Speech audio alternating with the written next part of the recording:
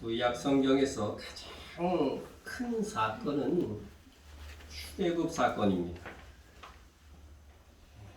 아브라함의 후손인 야곱의 이름이 이제 이스라엘로 바뀌는데 이스라엘의 가족 70명이 애굽으로 이전해서 고센 땅에 거하게 됩니다.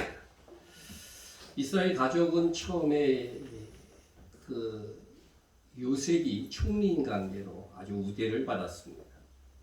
요셉은 애굽의 흉년을 슬기롭게 극복하고 오히려 그 흉년의 시기에 애굽 백성들을 긍휼하고 주변 국가의 공물을 받아서 왕권을 강화하고 그리고 나라를 더 부자 나라가 되게 만들었습니다.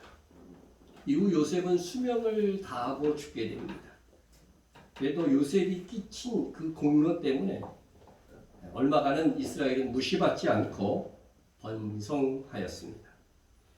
이스라엘 자손은 생육하고 불어나 번성하고 매우 강하여 온 땅에 가득하게 되었더라. 이 이스라엘 사람들은 번성했을 뿐만 아니라 강했다고 되어 있어요. 강했다. 지금도 이스라엘 여자들은요, 애기 낳으러 가면은요, 애 낳고 바로 태어난대요. 낳고서 멀쩡하게 걸어가서. 우리나라 사람들은 상상하지 못할 일이지. 자, 체력과 건강함 그리고 기록에 남아있는 기록들을 보면 이때에도 이스라엘은 주변의 침공도 너끈히 막아내는 그런 역할들도 감당했다고 합니다. 그런 가운데 애굽의 정변이 일어나 가지고서 왕조가 바뀐 것입니다. 새로 들어선 왕조는 요셉의 공적을 알지 못하는 왕조입니다. 요셉을 알지 못하는 새 왕이 일어나 애굽을 다스리던 이 요셉을 알지 못하는 새 왕은 무시할 수 없는 이 인구와 규모로 농면함까지 또 무장된 이 이스라엘을 견제해야 되겠다고 생각한 것입니다. 인구를 주로 이렇게 살피는 사람들 보면 이때의 이스라엘 인구가 거의 애굽 인구와 거의 맞먹었다고 해요. 그래서 함족인 이 애굽인들이 셈족인 이 이스라엘이 혹이라도 뭐 셈족이나 다른 족속들이 쳐들어왔을 때 그들과 한편이 되어가지고서 싸워서 바로 출애굽할 것이 아닌가 그것을 걱정하기 시작한 것입니다. 그리하여 애굽 왕은 그때부터 이스라엘 자손으로 더 이상 번성하지 못하게 하려고 그리고 아예 반역할 생각도 품지 못하게 하기 위해서 큰 짐을 지워서 그 당시 성을 건축하는 그래서 유명한 람셋, 국고성 비돔 뭐 이런 것들을 이스라엘 백성들이 지은 거죠. 그래서 그런 일들 축소하는 일에 몰두하게 해가지고서 반역은 물론 이렇게 번성하는 일도 막으려고 했던 것입니다. 그런데 이게 웬걸? 그러나 학대를 받을수록 더욱 번성하여 퍼져나가니 애는 잘났나 봐요. 그래서 이 이스라엘에게 더 힘든 일, 더 많은 일을 시켜가지고 이 번성을 억제해야 되겠다 이렇게 생각을 한 것입니다. 어려운 노동으로 그들의 생활을 괴롭게 하니 곧 흙 이기와 벽돌 붓기와 농사의 여러 가지 일이라 그 시키는 일이 모두 엄하였다. 여러분 그러니까 이게 지금 성을 쌓는 일뿐만 아니라 무슨 일까지 시켰냐면은 농사기죠. 농사까지 다 시킨 겁니다. 농사의 여러. 이스라엘 사람들은 유목민이었어요. 그죠? 애굽의 그 왕가에서 타는 말이라든가 이런 것들을 다 이렇게 이제 길러서 보급하는 일들을 했는데 농사일, 유목일 그리고 또 뭐예요? 성을 축소하는 일. 이걸 다 맡긴 거죠. 자 그리고 그것도 안 되니까 거기에다가 한 일이 기가 막힌 명령이 뭐냐면 아들을 낳으면 죽이고 이게 무슨 일입니까? 이런 명령이 떨어질 수 있습니까? 아들을 낳으면 죽이고 이게 나중에 헤롯 왕이 예수님 낳으면 죽인 것의 모형입니다. 그래서 아들을 낳으면 죽여 딸이면 살리라는 명령을 내리게 됩니다. 그런 가운데서도 이스라엘 자손의 남자아이들은 비밀리에 낳아서 양육을 받습니다. 그걸 어떻게 할 수 있느냐? 나중에 모세가 80세 돼가지고서요 출애굽시킬 때 이스라엘의 장정이 60만이었어요. 네? 20세 이상의 장정만 60만이었으니까 여러분 생각해 보세요. 그러면 그 박해 속에서도 남자아이들은 죽이라고 하는 그 명령 속에서도 어떻게 해요? 여전히 아이들은 태어났고 번성했다고 하는 사실입니다. 이렇게 보면 하나님의 백성들은요 박해와 고난 속에서 번성하는 것이다 하는 것을 알게 됩니다. 그러나 이스라엘은 어차피 어쩔 수 없이 계속된 압제 속의 괴로움 속에서 번성하는 거죠. 그 고통은 여전히 있는 거죠. 그래서 이스라엘 자손들이 하나님께 부르짖습니다. 이에 하나님께서는 응답하사 모세라고 하는 인물을 준비하십니다. 출애굽기 2장을 보면 이스라엘 자손을 출애굽시킬 인물로 모세가 태어나게 하시는 것입니다. 그런데 모세가 실제로 이스라엘을 구원하여 출애굽시킬 때의 나이가 몇 세? 80세였습니다. 그러니까 80년 전에 하나님께서 이스라엘이 출애굽을 위한 준비로 모세를 태어나게 하신 것입니다. 그러고 보면요 하나님의 역사와 준비하심은 그 시대를 사는 사람들에게는 참 더디게 느껴졌겠구나 그렇게 생각이 됩니다. 모세가 태어날 때부터 이스라엘 자손은 학대받는 민족이었고 여자아이면 살리고 남자아이는 죽이는 이 정책이 시작되었는데 이스라엘이 해방되는 출애굽은 적어도 그 후 80년 후였다는 거죠. 그 긴 80년 동안 이스라엘 자손들은 계속되는 박해와 괴로움 속에 살았던 겁니다. 우리나라 일제강점기가 35년이라고 그러세요. 35년이라고 그러는데요. 만으로 35년이니까. 그런 건 짧게 얘기해야 돼요. 35년. 이거에 비해서 훨씬 더 긴 기간이죠. 그렇게 보면 참 암울한 시대에 태어나 불쌍하게 살아나간 사람들이 많았겠구나 그런 생각을 하게 됩니다. 여러분 우리나라의 대표적인 순교자 하면 누구를 들죠? 그렇죠. 주기철 목사님. 주기철 목사님. 그분이 언제 돌아가신지 아십니까? 해방 한 해 전 1948년 4월 21일 48세의 나이로 순교하셨습니다. 감옥 속에서. 한 해만 조금만 더 버티셨으면 해방된 조국을 맞이했을 터인데 그 일제강점기 신사참배에 반대하면서 감옥에 갇힌 주기철 목사님과 같이 감옥에 갇혔던 한상동 목사님이라고 계셔. 그분은 그래도 좀 체력과 건강이 유지되어서 해방할 때까지 살아계셨어요. 그래서 어떻게 됐어요? 그 이후에 혁혁한 신학자로서 또 목회자로서의 많은 공적을 쌓았습니다. 그래서 대한예수교 장로의 고신측이 바로 이 목사님에 의해서 계속해서 재건된 교회들입니다. 1976년도까지 활동을 하셨습니다. 그러고 보면 주기철 목사님도 조금만 더 사셨으면 하는 아쉬움이 있습니다. 고문을 당하고 고생만 하시다 차릿한 감옥에서 죽음을 맛보신 것입니다. 우리는 일제 강점기를 살고 6.25를 겪으면서 살아온 아직도 살아계신 어른 세대를 귀히 여길 줄 알아야 됩니다. 모진 세월을 살아오신 것입니다. 우리 중년이나 우리 젊은 세대들은 이걸 귀히 여겨줘야 돼요. 여기 우리 지금 성도님 중에 앞에 계신 분들은 일제강점기 때 사신 거예요. 그리고 6.25도 겪었어요.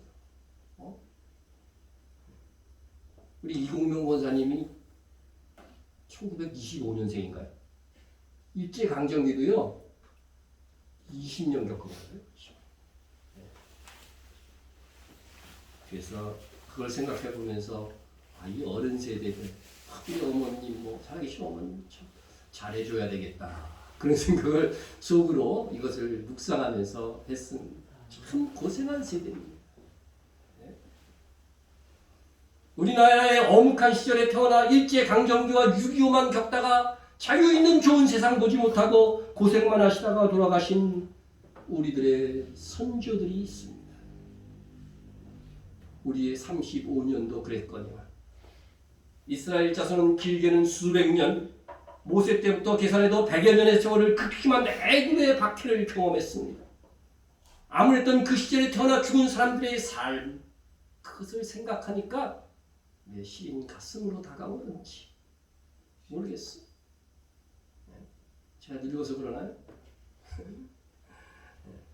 출애굽한 이스라엘 백성 홍해를 건넌 후에 환호하고 춤을 췄지만 그들은 거의 다 광야에서 안타깝게도 죽었습니다.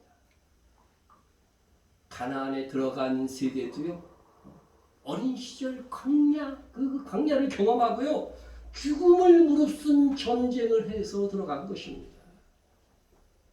고생한 세대입니다.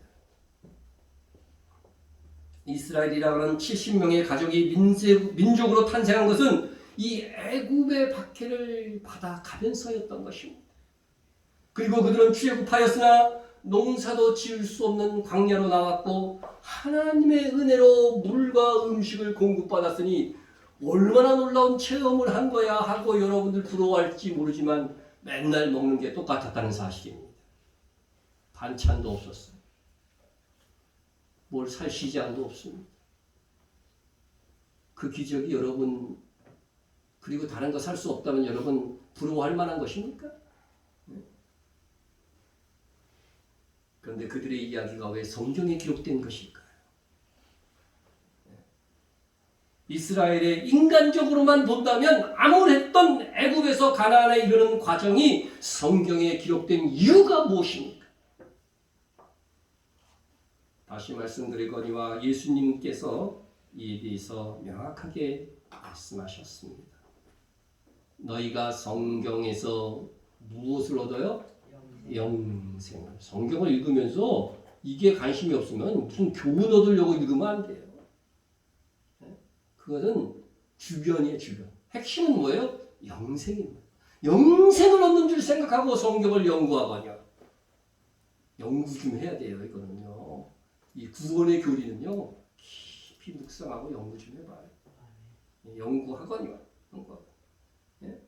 다른 말로 하면 이 영생은 뭐예요? 구원이지, 구원.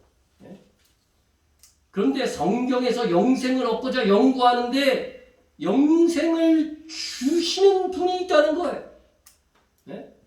그래서 성경을 읽다 보면 구약성경에 예수님이라는 말이 나옵니까? 예수님에 대한 예언은 있지만 정확하게 예수님의 이름은 없어요. 물론 여호수아가 예수님하고 같은 이름이긴 해요. 예수아라는 이름도 나오긴 나와요. 그러나 예수 그리스도의 존재에 대해서 명확하게 나오지 않습니다. 그런데 그 모든 구약의 사건과 절기와 교훈들이 전부 다 이 성경이, 예수님께서 신약 성경이 기록되지 않았을 때 이 성경이라고 했으니까 구약 성경이죠. 이 구약 성경이 곧 내게 대하여 증언하는 것이니라. 그렇다면 우리가 구약 성경에 기록된 모든 사건과 기사 지도와 교훈 속에서 예수 그리스도께서 우리에게 주시는 영생을 발견해야 성경을 제대로 보는 거죠. 그것을 보지 못한다면 성경을 제대로 읽고 해석한 것이 아닙니다. 그러므로 출애굽 사건은 단순한 이스라엘 역사 속에서 있었던 사건을 넘어 우리가 예수 그리스도를 통해서 영생을 얻는 방식을 우리에게 알려주고자 기록된 것입니다. 그래서 오늘 본문에서 신약성경 오늘 본문에서 이스라엘의 출애굽 상급과 광야 생활을 어떻게 예수 그리스도와 연결시키는지 한번 살펴보아야 할 것입니다. 우리 조상들이 다 구름 아래에 있고 바다 가운데로 지나며 모세에게 속하여 다 구름과 바다에서 세례를 받고 다 같은 힐링한 음식을 먹으며 이 말씀에서 홍해바다를 걷는 것이 무엇이라고 생각합니까? 우리와 관련해서 구름과 바다에서 뭐를 받은 거라고요? 세례를 받은 것이죠. 이스라엘 백성들이 홍해를 건널 때 구름 기둥이 앞에서 인도했죠. 바다가 갈라지는 놀라운 기적이 있었습니다. 이스라엘 자손이 이것을 막 건너가면서 이거 세례받는 거야. 그렇게 생각한 사람 한 사람도 없었어요. 모세조차도 그 생각 안 했어요. 구약 성경에는 심지어 세례라고 하는 단어조차 없습니다. 그러나 하나님께서는 이스라엘 자손이 홍해를 하나님의 은혜와 능력과 기적으로 건너는 과정을 통해서 신약 시대에 우리가 영생을 얻기 위하여 받아야만 하는 성령 세례가 무엇인지를 예언하고 알게 하시는 장치가 되게 하셨던 것입니다. 우리 이스라엘 자손들에게 고마워해야 돼요. 우리의 구원의 어떤 그 교훈을 가르치기 위해 그들이 고생하는 거예요. 그들이 고생하는 거예요. 성령 세례는 우리의 수고나 행위로 인해 받는 것이 아닙니다. 홍해를 건너기 전에 이스라엘 백성은 어린 양의 피를 문설주에 발라서 그들의 죽음이 유월은 넘어갔다는 뜻이잖아요. 그들의 죽음이 넘어간 경험을 가지고 있는 사람들입니다. 이는 신약성 시대로 하면 유월절 어린 양이신 예수님께서 십자가에 못 박혀 돌아가신 것을 믿는 사람들이 어디를 건너는 것이다? 홍해를 건너는 것이다. 바로 성령 세례를 받는 사람들은 그런 사람들이다. 그거를 가르쳐주는 거예요. 하나님께서는 이 역사적인 사건을 통해서 죄의 삭신 사망이 넘어가는 이 영원한 영생은 우리가의 행위가 아닌 하나님의 은혜 곧 예수 그리스도의 공로로 얻게 될 것을 가르쳐 주고 있는 것입니다. 그러면 홍해를 건너는 것이 세례라고 할진데 세례가 무엇이냐? 이는 예수 그리스도의 공로로 죄 사함을 받은 자들에게 성령께서 내주하신 것.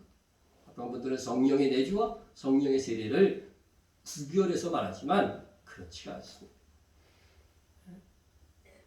성령의 내주하신 그것이 곧 성령 세례인데 그 성령 세례를 받고 우리의 구원이 보장되는 것입니다. 그것이 성령 세례.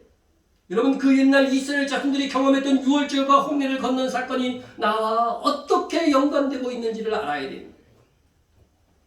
이스라엘 자손들이 경험했던 유월절과 홍해를 건넌 사건은 내가 예수를 믿고 나서 성령께서 내 안에서 내주하셔서 나의 믿음을 지켜주시는 거예요. 성령이 내 안에 계신 가장 핵심적인 사역은 뭐냐면 나의 믿음을 지켜주셔서 나의 영생을 보증해 주시는 하나님의 은혜로운 구원 방식을 미리 보여주시는 모형이었던 것입니다. 자, 홍해를 건넌 후에 출애굽이 됐어요. 출애굽이 됐어요. 홍해 건너기 바로 직전까지는 그게 애굽 땅이에요. 홍해를 건너자마자 이제 애굽 땅에서 벗어났어요. 어디로 갔어요?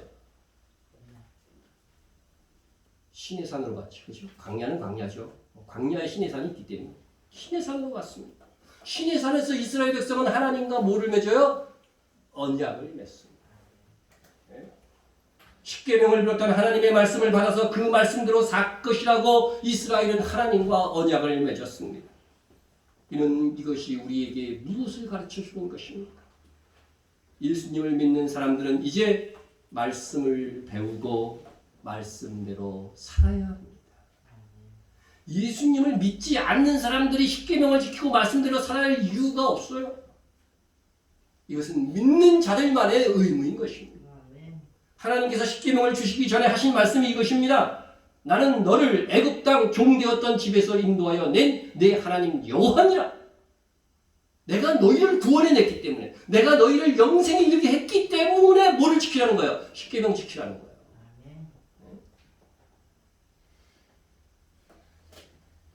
우리는 하나님의 백성이 되었기 때문에 십계명을 비롯한 하나님의 말씀대로 살아야 됩니다. 하나님의 말씀에 우리가 순종했기 때문에 이스라엘이 구원된 것이 아닙니다. 그죠? 이스라엘이 순종했기 때문에 이스라엘을 구원한 것이 아니라 오히려 은혜로 하나님께서 구원해냈기 때문에 뭐라는 거예요? 말씀대로 살라는 거예요. 네? 이스라엘은 홍해 건너기 전에도 막 모세 원망하고 난리 났었어요.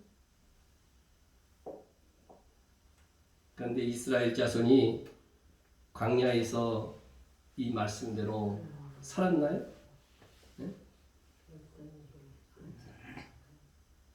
이를 우리에게 적용한다면 믿음으로 영생이 확정된 우리들이 과연 하나님의 말씀이 지시하는 대로 살고 있는가 하는 것이죠. 네? 구원받은 성도가, 취소될 수 없는 구원을 얻은 성도가 과연 하나님의 말씀대로 사는가? 그것의 모형을 보여주는 것이 바로 이스라엘 자손들이 보여준 광야 생활이라고 하는 것입니다. 그래서 사도행전 7장 38절에 보면 광야의 이스라엘 자손을 뭐라고 지칭하냐면 광야 교회라 지칭합니다.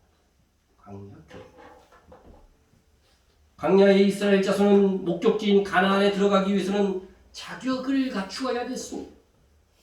믿음으로 행동해야 됐습니다. 믿음으로 살아야만 됐습니다.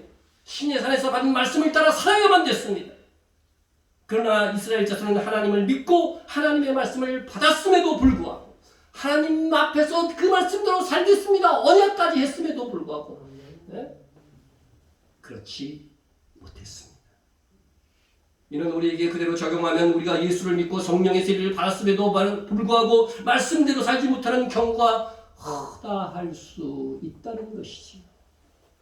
그래야 안 그래? 이스라엘 자손이 말씀을 받았음에도 광야에서 말씀대로 살지 않았을 때 그러면 어떻게 되었는가? 하나님께서는 오래 참으시지만 그들을 징계하셨습니다. 하지만 말씀대로 살고자 결단한 사람들은 가나안을 얻습니다. 이스라엘은 가데스 바네아에서 하나님의 명령을 따라 가나안으로 진격하여 들어가야만 했습니다. 그러나 그들은 불순종했습니다. 믿음으로 행동하지 않았습니다. 불순종의 결과 그들은 광야에서 죽었습니다. 멸망한 것입니다. 그렇다고 그들이 구원받지 못한 것입니까? 구원은 받았습니다. 그것을 무엇으로 알 수 있는가? 모세가 하나님께 불순한 이스라엘 자손들의 이 죄를 사하여 줄 것을 하나님께 막 구합니다. 그러니까 하나님께서 안 되게 했었을까요? 사해 주셨을까요? 네? 여호와께서 이르시되 내가 네 말대로 사하리라. 참, 그 모세의 역할이 누구의 역할이에요? 예수 그리스도의 역할인 거죠. 모세 때문에 이스라엘이 사함을 받듯이 예수님 때문에 우리가 뭐예요? 사함을 받는 거예요. 근데 그러나입니다. 이 그러나를 잘 봐야 돼요. 여기까지만 보고 굉장히 사람들이 안심해. 네? 그러나 내 영광과 애국과 강야에서 행한 내 이적을 보고도서도 이같이 10번이나 나를 시험하고 내 목소리를 청정하지 아니한 그 사람들은 내가 그들의 조상들에게 맹세한 땅을 결단코 보지 못할 것이 또 나를 멸시하는 사람은 한 사람도 그것을 보지 못하리라. 성경에서 용서는요, 잘못한 것에 대해서 보응하지 않는 그런 용서가 아니에요. 그냥 천국 들어가는 거 그것만 허락한 거예요. 사한다는, 용서한다는 건. 그러나 잘못한 것에 대해서는 반드시 뭐예요? 보응을 받는 거예요. 그러니까 죄를 함부로 지면 돼요, 안 돼요? 안 된다는 거죠. 네. 하나님께서 이스라엘 자손의 죄를 사하였으니 구원이 상실된 것은 아닙니다. 그러나 그들은 가나안에 들어갈 수가 없었습니다. 그러니까 가나안의 의미를 제대로 알아야 돼요. 거기는 구원 플러스 상급이라니까요. 네. 홍해는 뭐예요? 구원만 확보된 거. 홍해는 구원만 확보된 거. 이것이 구원과 관련하여 알려주는 것이 우리에게 있습니다. 이는 우리 중에 예수님을 믿고도 10번이나 하나님을 시험하고 하나님의 목소리인 하나님의 말씀을 청정하지 아니하는 자는 결코 가나안에 들어갈 수 없을 것이라고 하는 교훈입니다. 가나안은 하늘의 상급으로서 천년 왕국에서 왕노릇하는 것부터 시작되는 거예요. 이는 출애굽 후의 광야 생활에 실패하면 얻지 못할 영광이라고 하는 것입니다. 근데 그 광야 생활이 뭐라고 그랬어요? 광야 교회라고 그랬으니까 오늘날 우리의 교회 생활인 거예요.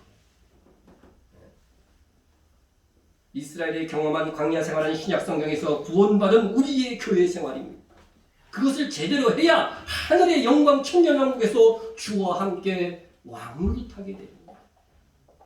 그렇지 않으면 겨우 어떻게 된다고요? 고린도서 3장 말씀처럼 겨우 뭐 가운데에서 불 가운데. 말씀 그대로 생각해. 불 가운데에서 구원받은 사람의 몰골을 잘 생각해 보시오. 그러므로 우리의 교회 생활은 이스라엘의 광야 생활에서 교훈을 얻어야 돼. 이스라엘 자손이 광야에서 생존하기 위해서 가장 필요한 것이 뭐였어요? 광야에서 살기 위해서. 거의 농사도 못 짓는 자인데 광야에서 살기 위해서 가장 필요한 것이 뭐였겠어요? 네?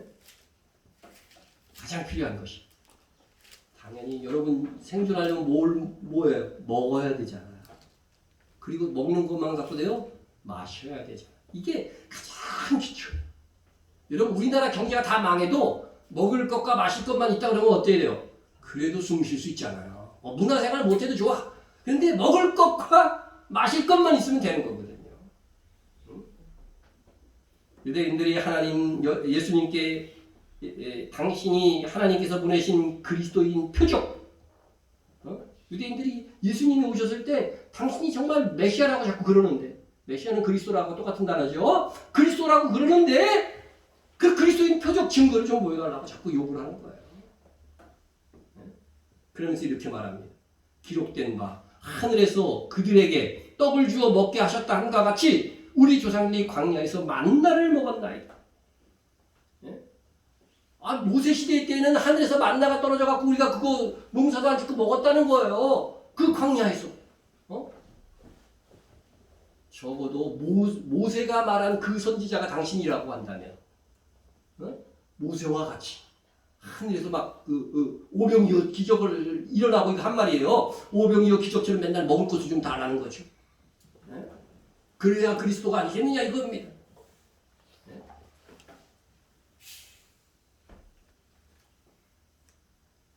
그때 예수님께서 말씀하십니다. 예수께서 이르시되 내가 진실로 진실로 너희에게 이르노니 모세가 너희에게 하늘로부터 떡을 준 것이 아니라 내 아버지께서 너희에게 하늘로부터 참떡을 주시나. 아니, 모세가 준 거 아니야. 누가 준 거예요? 하나님이 내려주신 거야. 네? 그러면서 그 만나 하늘에서 내려준 그 떡을 내려주신 그 사건이 오늘날 우리의 구원과 관련하여 무엇을 상징하는 것인지를 말씀해 주십니다. 네? 하나님의 떡은 하늘에서 내려 세상에 생명을 주는 것입니다. 그 만나는요, 만나를 먹여가지고서 어떻게 돼요? 생명을 유지했죠, 이스라엘이. 이것은 무엇의 상징이냐면 하나님께서 은혜로 내려주셔서 먹고서 영생하는 떡을 말한다는 거예요. 네? 그러니까 진짜로 육신의 떡이 아니라 영생을 얻을 수 있는 떡을 말한다는 거죠. 그럼 이 영생을 얻는 떡은 무엇이냐? 네? 궁금하죠? 그러니까 유대인들도 물어봤습니다. 주여 이 떡을 항상 우리에게 주소서. 그런 거예요. 네? 그랬더니 예수님께서 말씀하십니다. 예수께서 이르시되 나는 생명의 떡이니 내게 오는 자는 결코 줄이지 아니할 터요 나를 믿는 자는 영원히 목마르지 아니하리라. 결국 그 만나는 누구를 상징한 거예요? 예수님께서 영원한 생명을 주실 예수님, 생명의 떡으로 이 땅에 오실 예수님을 상징한 거라고 하는 거예요. 그러니까 구약 성경을 보면서 그런 것들을 다 볼 수 있어야 뭐예요? 성경을 제대로 보는 거라고 예수님이 말씀하신 거죠.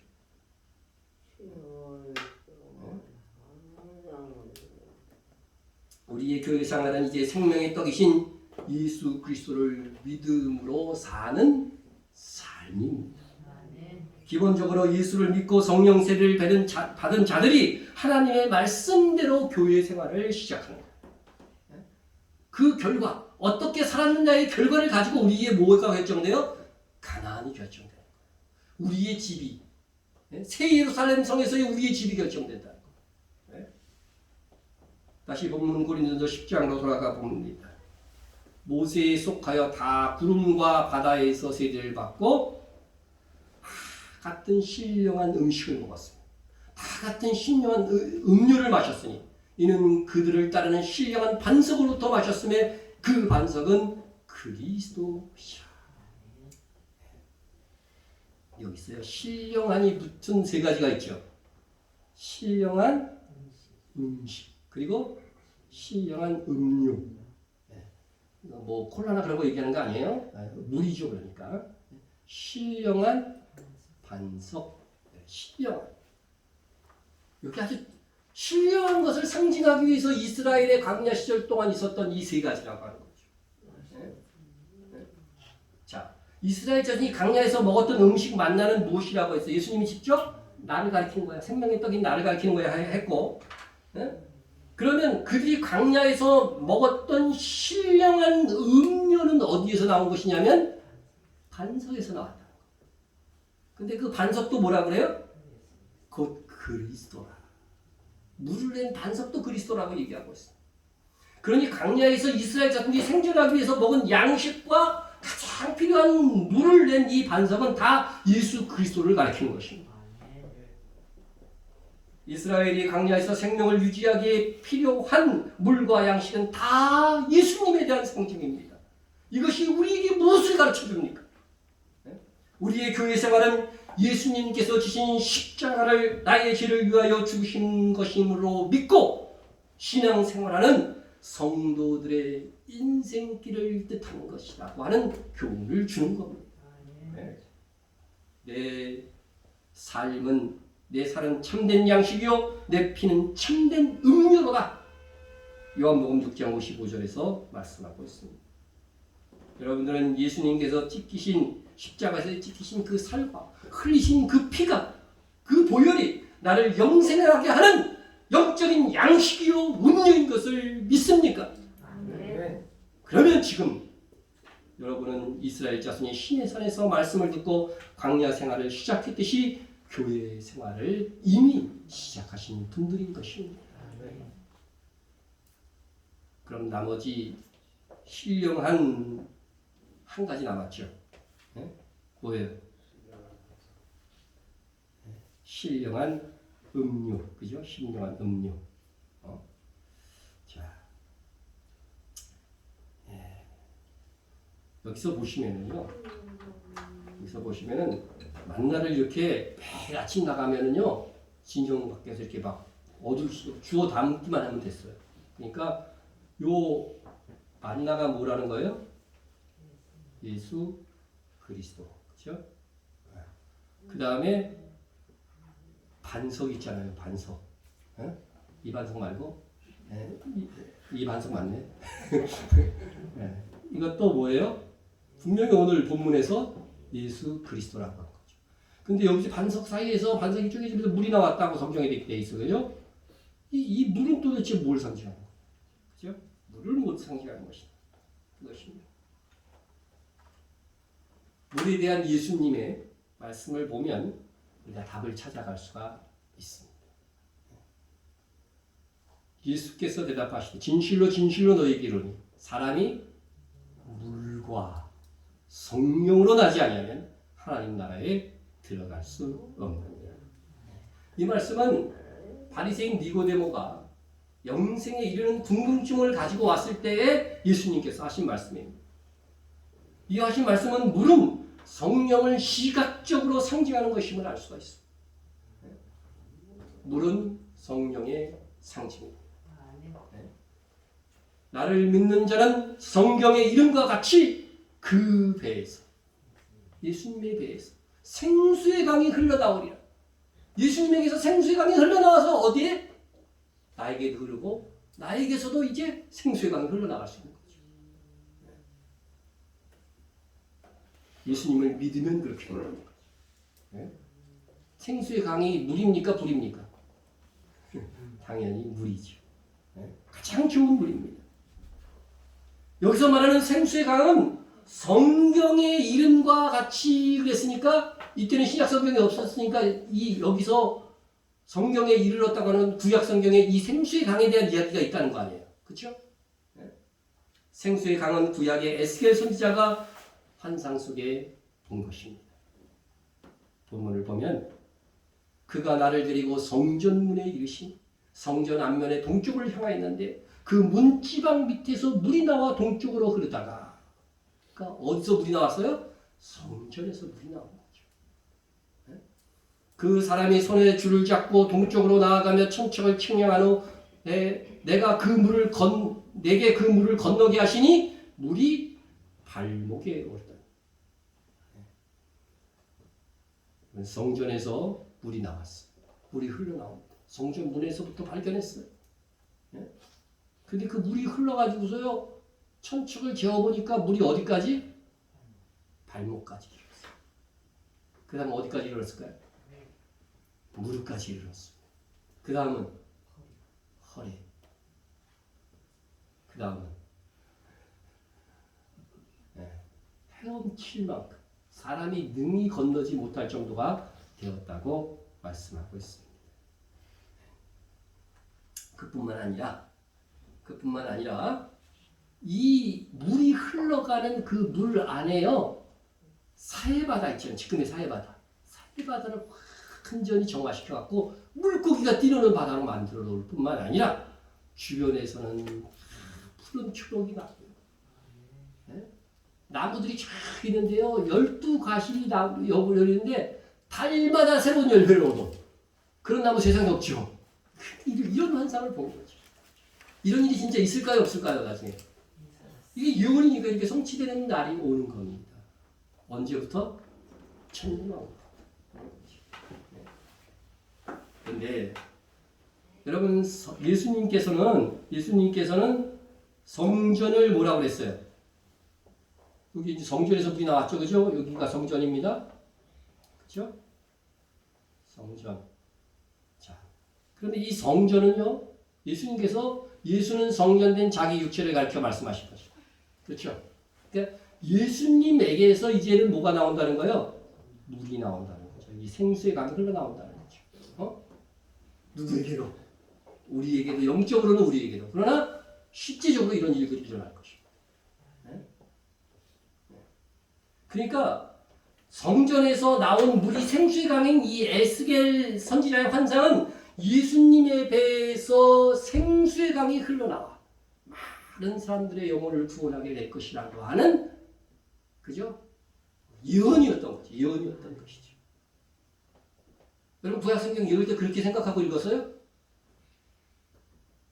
그렇게 생각하고 읽어야 제대로 성경을 연구한 거예요. 영생에 관한 성경의 이 기록을 제대로 읽고 있는 것이라고 하는 거예요. 그러니까 그냥 읽혀지는 대로 읽으면 안 되고, 그래서 성경을 연구하거니와 영생을 얻는 줄 생각하고 성경을 연구하거니와 그렇게 말씀하신 거예요. 한편으로는 쉽지만요 어려운 말씀입니다. 자, 그래서 성전이 예수님을 뜻하고 반석도 뭘 뜻한다고요? 예수님을 뜻한다고 했습니다. 그러니까 에스겔이 성전에서 생수의 강이 흘러나온 것이나, 에스겔이 그 환상 속의 성전에서 생수가 흘러나온 것이나, 이스라엘 자손이 광야에 거할 때 반석에서 흘러나온 물이 역시 생수의 강이 되어가지고서요 광야로 막 흐른 거예요.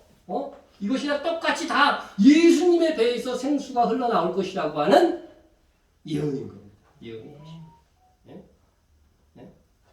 반석에서 나온 물은 이것은 어때요? 이스라엘 백성의 광야 시절에 있었던 것이죠. 광야 시절. 성전에서 나온 물은 에스겔의 환상이에요. 그렇죠? 그러나 그 의미는 전부 다 뭐다? 그 배, 예수님의 배에서 생수의 강이 흘러나올 것이라고 하는 그러한 예언이 된다고 하는 것입니다. 예언. 생수예요. 예언이 된다는 것입니다.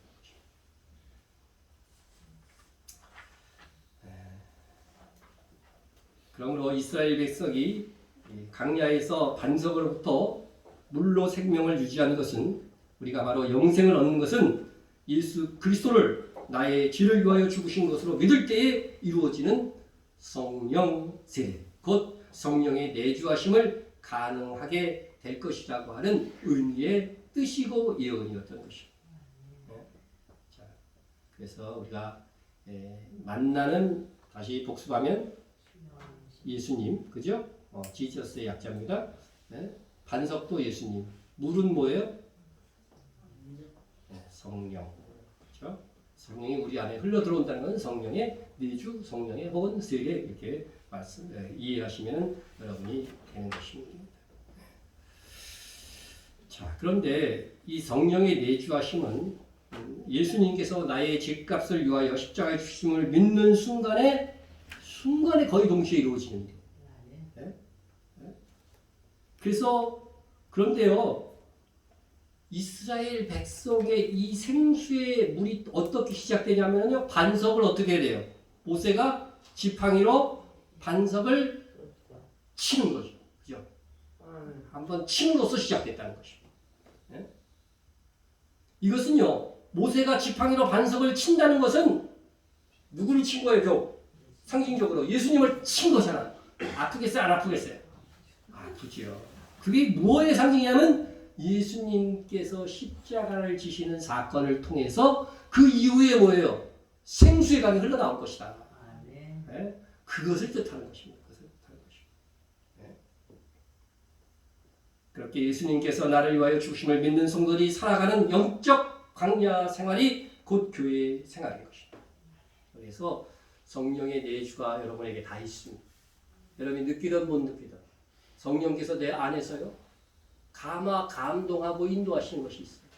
그것이 여러분들이 여러분의 그 자아가 죽을수록 여러분의 욕심을 떼어낼수록 여러분의 마음속에 미움과 더러움과 악한 것들을 떼어낼수록 그 성령의 감동하심을 희미하게 느낄 수가 있어요. 네? 그것에 따라서 사는 것이 뭐예요? 성경에 말은 성령을 따라 행하라고 되어 있잖아요. 네? 그렇게 하나님의 뜻을 분별하고 성령을 따라 행하려면 이 세계를 본받지 말고 늘 기도에 힘쓰면서 하나님의 뜻을 구하는 삶을 살아야 되는 거죠. 그게 안 되면은요, 내 안에 계신 성령께서 계속 감동하는데 내 결심, 내 판단이 너무 강해가지고서요, 내 뜻대로 사는 것입니다. 그것이 바로 이스라엘의 광야 생활이었는데 그것을 성경에서 보면서도 그대로 답습한다는 것은 안타까운 일인 것입니다. 다행인 것은 뭐냐면요, 그렇게 죄를 져도 뭐예요? 지옥에 안 간다는 거. 그래서 그러므로 그리스도 안에 있는 자들은 뭐가 없다고요? 정죄함이 없다는 거. 아이고, 운도 좋아요, 여러분들. 네? 정죄함은 없대요. 그런데 보응은 받습니다. 네? 시편 기자는 광야의 이스라엘 자손에 대해서 이렇게 이야기합니다. 여호와 우리 하나님이여, 주께서는 그들에게 응답하셨고 그들이 행한 대로 갚기는 하셨으나, 그죠? 행한 대로 갚았어요. 가나안에 못 들어가게 했어요. 막 그냥 땅이 갈라져갖고 막 거기 빠져서 그냥 참혹하게 죽기도 하셨어요. 심지어 행한 대로 갚기는 하셨으나 그들을 용서하신 하나님이십니다. 이것만 해도 큰 은혜인데 이미 우리 그거 받았는데 거기에 만족하면 돼요, 안 돼요? 안 되는 거죠. 이것은 마치요, 하나님께서 부모가 자식한테 회초리를 치지만 어떻게 돼요? 부모는 이미 용서가 확정돼 있어요, 안 돼 있어요? 자녀에 대한 용서가 확정돼 있어요. 회초리는 때리지만 하나님도 똑같은 거예요. 네? 회초리를 때리지만 용서는 돼 있는 거죠. 네? 우리가 믿고 나서 죄를 지을 때 하나님의 용서가 보장되어 있어 구원은 취소되지 않아도 불순종에 대한 보응을 받게 되는 것입니다. 안 믿는 사람들은요, 사기치고 공갈치고 대충 해도 잘 살 수가 있어요. 그런 마지막에 심판이 결정되어 있으니까. 근데 우리는 아닌 거죠. 우리는 뭐가 있어요? 많은 징계가 있어요. 그렇게 죄 짓고 그렇게 막 살았는데도 아직까지 아무 징계 없다. 그런 분들은요, 둘 중에 하나야. 진짜로 예수 안 믿었던가, 하나는 이제 곧 징계가 있을 거예요. 하나님이 아들과 같이 너희를 대우하시다니 어찌 아버지가 징계하지 않는 아들이 있으리요.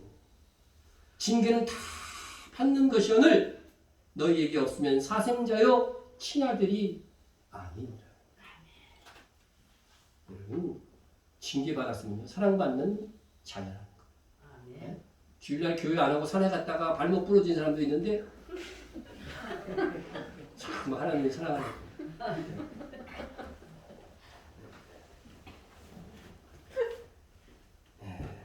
주님은요, 우리가 정말 그 나라에서 빛나기를 바라십니다. 자녀가 정말 잘 돼서 번성하기를 바라는 거잖아요. 그런데 우리가 그 상 받을 짓을 안 하면요, 상 받게 하시기 위해서 징계하시는 거죠. 네? 무릇 징계가 당신은 즐거워 보이지 않고 슬퍼 보이나 후에 그로 말미암아 연단을 받은 자들은 의와 평강의 열매를 맺느니라. 하나님의 징계의 목적은 이거예요. 사탄의 시험은 뭐예요? 진짜 강하라고 하는 거고, 하나님의 징계는 그게 아니에요. 의와 평강의 열매를 기대하시면서 징계하는 것입니다. 근데 징계했는데도 이스라엘이 뭐라고 그랬어요? 징계인 줄 모르고. 성경에 나와 있어요. 여러분들도요, 하나님이 징계한 건데 징계인 줄 모르고 여전히 그냥 고개 뻗쩍 들고서 정신 안 차리고 다니고 있으면은요, 그 다음은 어떻게 해야 돼요? 그 다음엔 반쯤 죽여놔야지, 깨달래나?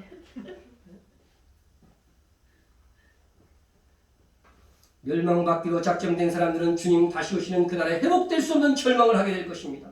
그러나 우리는 그날에 빛나기를 바라시는 주님의 마음 때문에 우리의 잘못에 대해 징계하시며 회개하고 다시 말씀을 따라 살기를 촉구하시는 것입니다. 그래서 하나님의 징계에 힘이란 적어도 그 정도 영성은 유지하고 있어야 된다는 것이죠.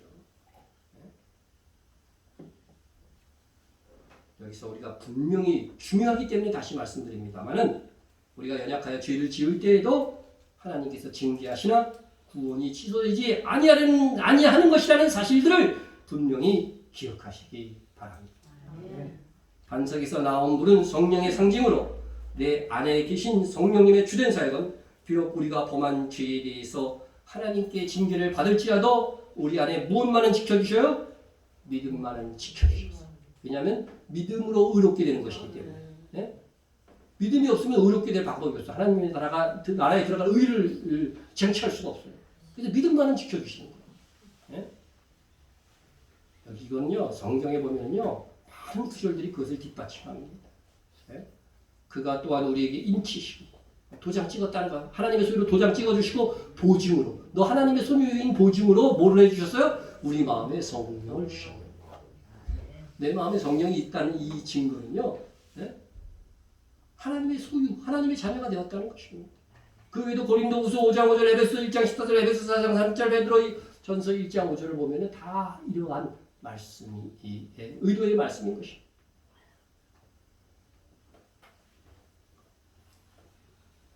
그런데 성령의 내주하심과 성령의 충만은 다릅니다. 충만은 다릅니다. 여러분, 나의 성령 충만의 정도가 에스겔이 본 환상에서 물이 발목에만 찬 상태에 있다고 한다면 나와 나의 주변에서 풍성한 회복을 기대하기가 힘들다는 거죠. 자주자주 넘어지는 신자가 되고 조그만 것에서 상처를 받고. 그런데 성령의 그냥 이 정도 신자는요, 성령의 도우시는 은혜를 통해서 실 같은 믿음만 그냥 유지하고 가는 거죠. 그러나 나의 성령 충만의 정도가 그렇죠? 점점점 올라가서 헤엄칠 만한 정도가 된다면 나는 능력 있는 그리스도인입니다. 빈부나 풍부에도 처할 줄 아는 일체의 비결을 배운 그리스도인이 되는 것입니다. 나는 물론이고 내 주변을 살찌우고 회복시키는 놀라운 일들을 하게 될 것입니다. 이런 성도를 성령 충만한 성도라고 하는 것이고, 고린도전서 3장 이하의 말씀에 보면 신령한 자라는 표현을 씁니다. 우리 다 같이 헤엄칠 만한 성령 충만한 성도가 되어서 우리의 강약기를 믿음으로 말씀으로 살아갑시다. 아멘.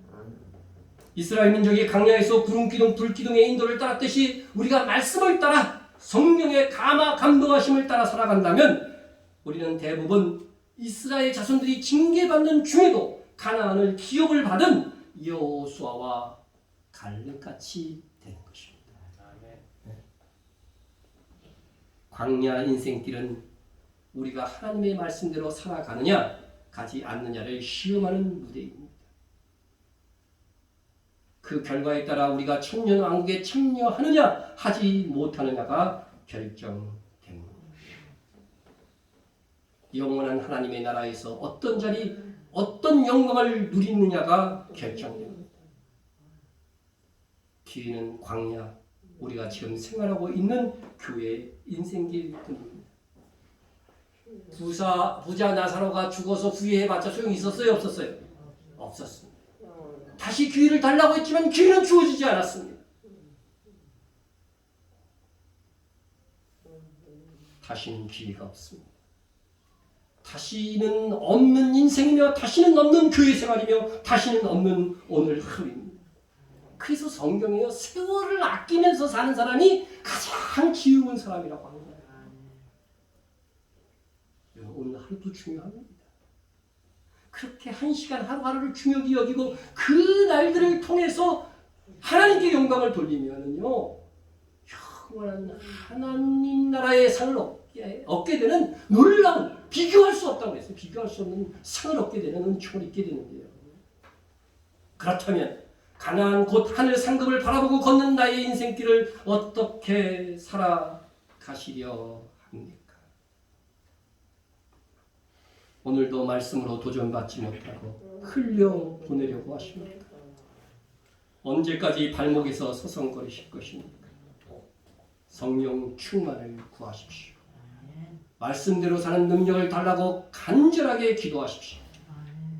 그리고 부단히 힘쓰고 넘어졌으면 즉각 회개하고 다시 도전하는 인생이 되십시오.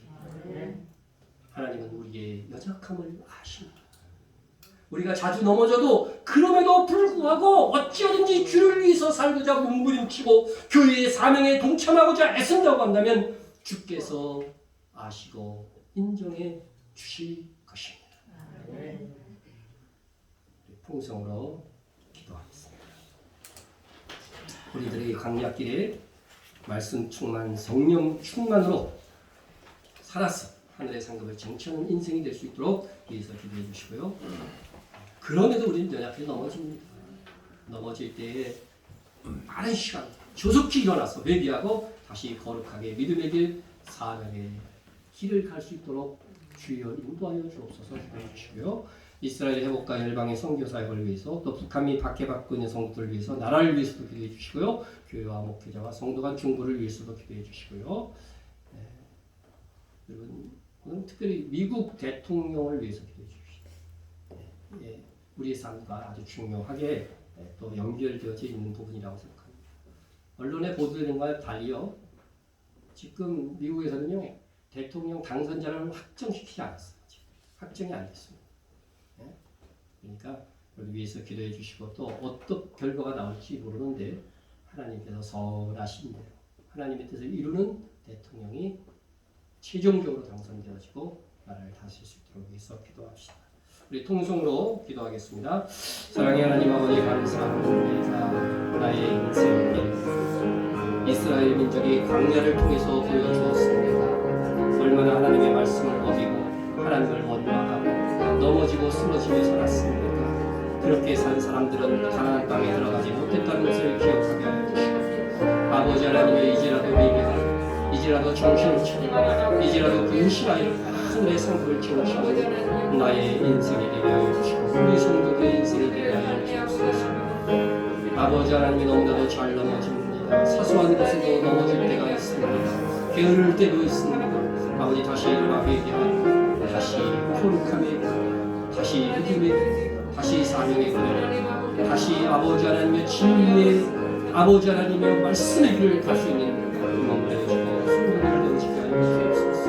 우리 이스라엘의 복을 위해서 기도합니다. 그 땅의 아버지 하나님의 정말 예수 그리스도의 생수의 강이 흘러넘치기를 기대합니다. 열방의 선교 사역들이 풍성하게 이루어지게 하여 주시고, 우리의 지원들이 결코 헛되지 않고 주여 역사하여 주시옵소서.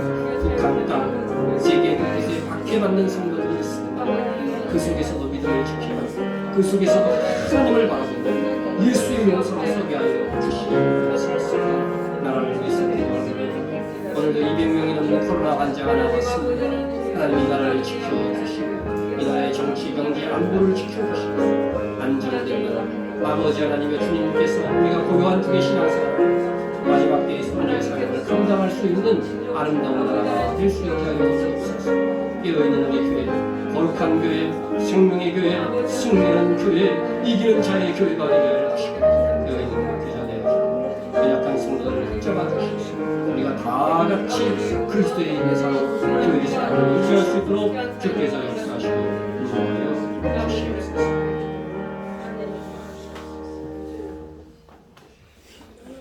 사랑과 은혜가 풍성하신 하나님, 예수님의 보혈로 우리를 은혜로 천만금을 들어도 얻을 수 없는 영생을 선물로 주시고 우리로 상을 얻도록 기준되는 말씀을 주시고 살게 하시니 감사드립니다. 우리가 말씀대로 살지 못하여 넘어질 때가 있사오나 크신 하나님의 사랑으로 회개의 영을 주사 회복하게 하시며 믿음에서 떠나지 않게 하시니 무한 감사드립니다. 하나님께서 선물로 주어진 인생의 기회를 우리가 낭비하지 않도록 성령의 충만함을 더하고 헤엄칠 만큼 풍성하게 하옵소서.